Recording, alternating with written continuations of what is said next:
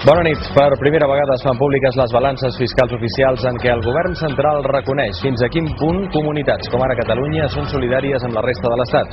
Els càlculs del Ministeri d'Economia situen el dèficit català 2.000 milions d'euros per sota de les xifres que va donar la Generalitat.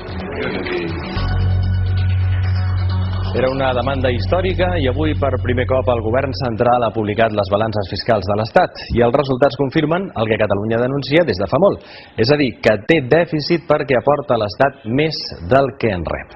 Analitzem els resultats per comunitats i comencem per les que en surten més perjudicades. Primer, les Balears, on de cada 100 euros que aporten a l'Estat els en retornen 52.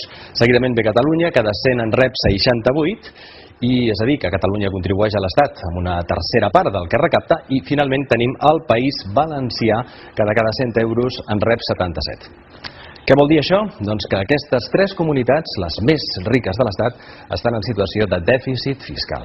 A l'altre costat de la balança, i mai millor dit, hi ha les comunitats més pobres, les que més reben de l'Estat. Doncs bé, en aquest cas Galícia, per cada 100 euros que aporta, en rep 129.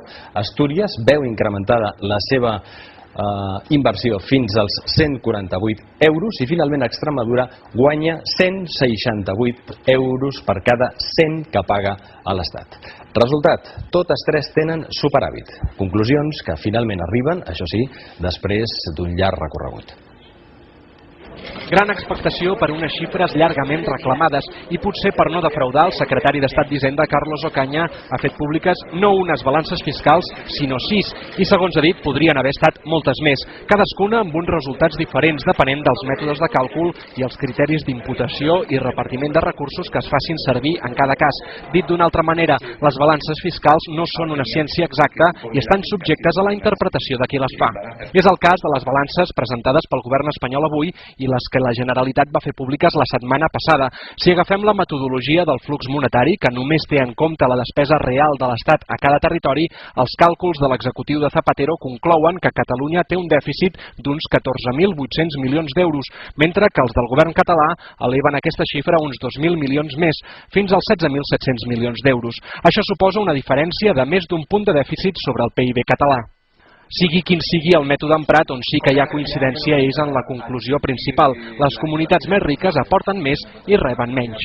Erradicar algunos tópicos que se oyen con frecuencia, ¿no? De estas balanzas pues se puede valorar si determinadas regiones contribuyen o no a la solidaridad y a la redistribución de la renta. Pueden ustedes comprobar pues bueno, que efectivamente las regiones ricas contribuyen a la solidaridad sin ninguna duda. Durant els últims anys s'han publicat diversos informes de balances fiscals.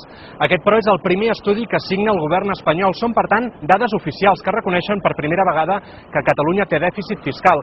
Ara bé, l'executiu central ja ha deixat ben clar que aquestes xifres no haurien de condicionar la negociació del nou sistema de finançament. Cristian Trepat, TV3, Madrid.